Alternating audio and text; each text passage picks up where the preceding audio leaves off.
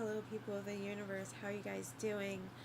My last video really helped me, and currently I am going through a lot, and I wanted to talk about anxiety, and I wanted to talk about what anxiety looks like, why anxiety happens, and how to cope with anxiety.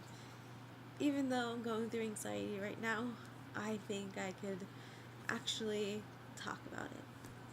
So I could talk about my own personal story, and the story is when I found out that I had anxiety was when I was very little. I had thought that I was having heart palpitations, and they sent me to the doctor, and I had a heart monitor done. And actually, the results, the doctor said, well, you don't have a really bad heart condition. However, it sounds like anxiety to me. Um, and so that's how it all started. I was confused on what he was exactly talking about, but yeah. And when someone is experiencing anxiety, this could look like different things.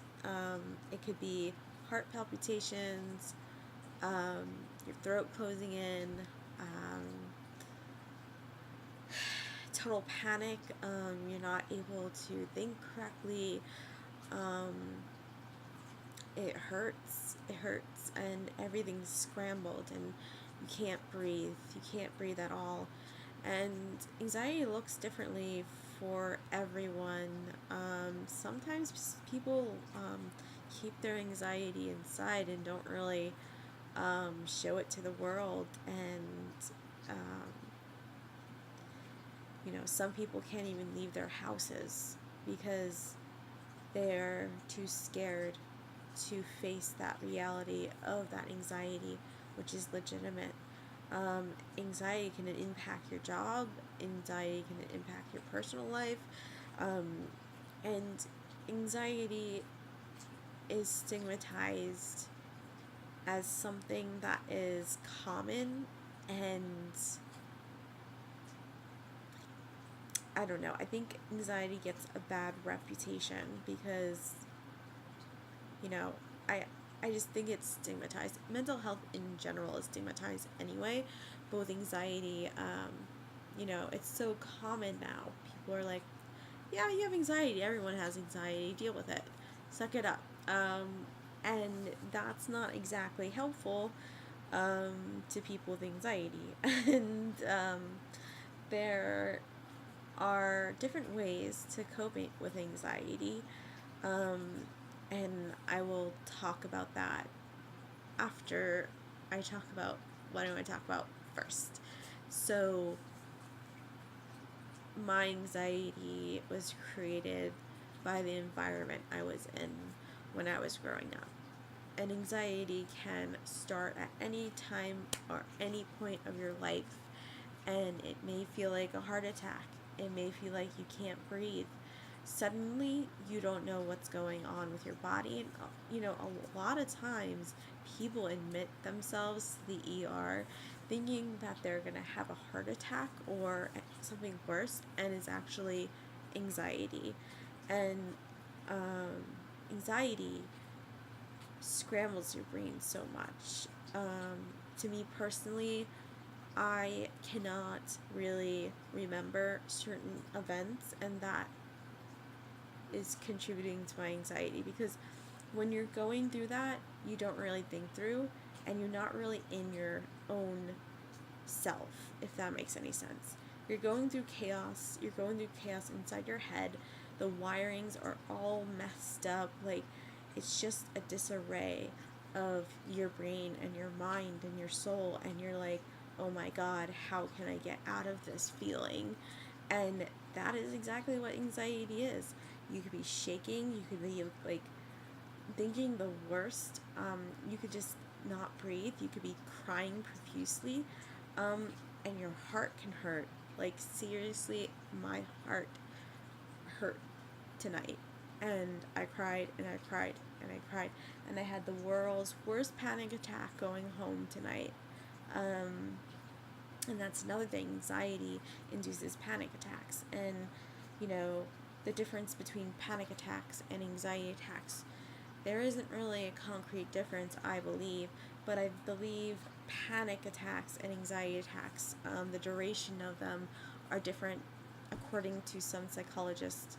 But anxiety is just like, you know, it could happen just from having a rough day at a job and feeling trapped in that really bad job, or, you know, having conditions that contribute to your anxiety, like pain, you know,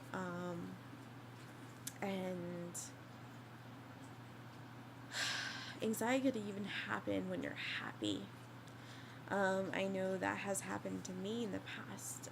I would just suddenly just get this sense of heart palpitations, and oh my god, like the room is like it's so hard to describe how extreme anxiety can get, and the room is closing in on me, and I have no clue why I'm having this episode. So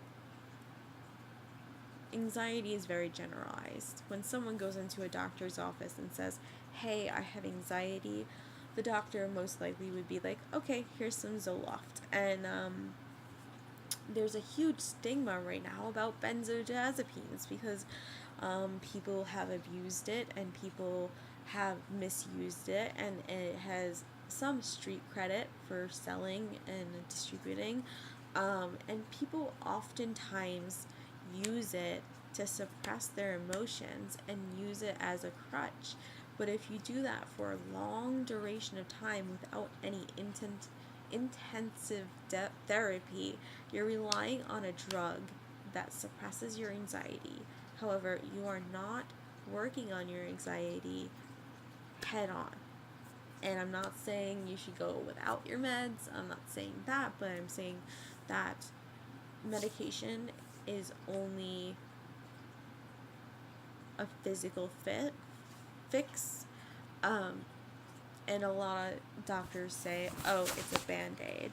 And to me, I really fucking hate that analogy about medications being a band-aids. I mean, in some sense they are,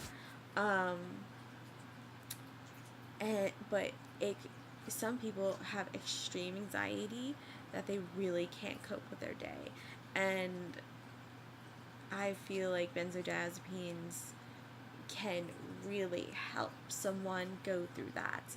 If you're going through profuse pain and you're going through heart palpitations and you just can't get out of it, you know, benzodiazepines kind of slows things down for you. They well, you know, it's different for other people, but they're meant to help you in calming down because it is a sedative. It is a downer.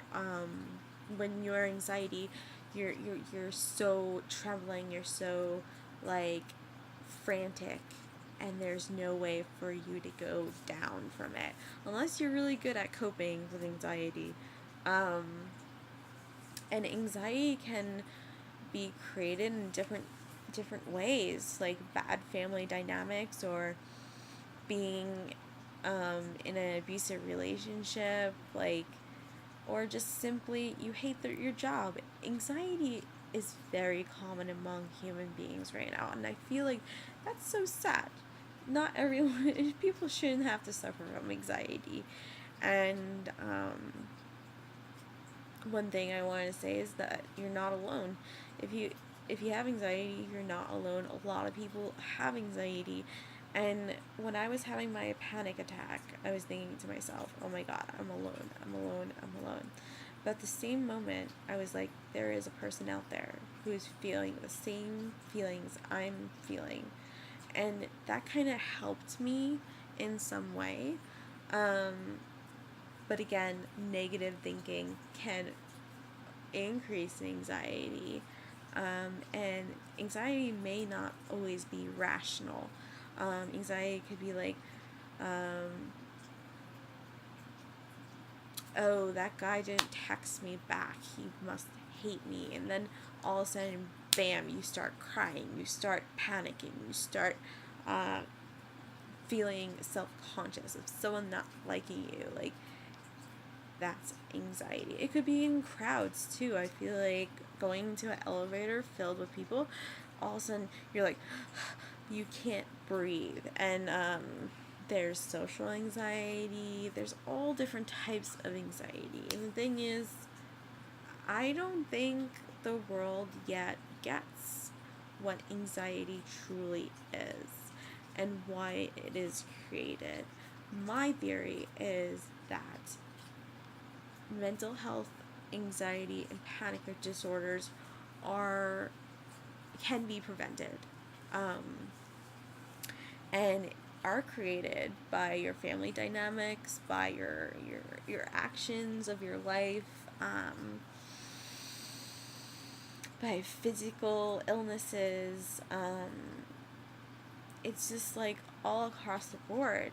I mean, I feel like everyone at one time in their life had anxiety about something. Maybe it was about a test that you couldn't pass. Maybe it's about um, not being able to get out of bed and go outside because you're so scared of going outside. My anxiety is concentrated on me feeling like my scenarios in my life will not change. My anxiety is, oh my god, this human being is going to hurt me. And when I get hurt, I get anxiety, I get panic, and I start crying. And it's really hard to just coach myself into stopping that. I literally just like told myself, okay, you can cry on the bus. It's okay. It doesn't matter who sees you crying. I even like got protection on me. I had mace on me because crying in public can make you look vulnerable, and it's just, you know. And I do believe, you know, antidepressants and benzodiazepines or even antihistamines. Try Benadryl, try hydroxyzine, try alternatives before you go into benzodiazepines, because once you get into benzodiazepines, there is a way out, but I feel like people use it to cope, and I see that really often. And then they start overusing their benzodiazepines and they start abusing them, and they get panicked if they don't take that. And that's into a whole different level of addiction. You become addicted to benzodiazepines because it makes you feel down because you're so up and frantic and going through all this emotional turmoil, and that can make you stop, and that sedates you. Some people don't have good reactions to benzodiazepines. I know a lot of dentists give out benzos before procedures, and I was like, that's not going to do much for me. Like, you become so used to them that they don't take it, the effect the same way anymore. But that's my video about anxiety. I don't know if it helped anyone, but I'm going to list some hotlines down below about crisis hotlines, suicide hotlines, maybe some resources on how to de-escalate yourself in some way. And of course, what I suggest is therapy. Find a good therapist that works for you and your life and your schedule. That will significantly help you learn how to cope with anxiety, how to prevent anxiety from happening, and that is my video about anxiety. Hopefully this helped some people, and you're not alone.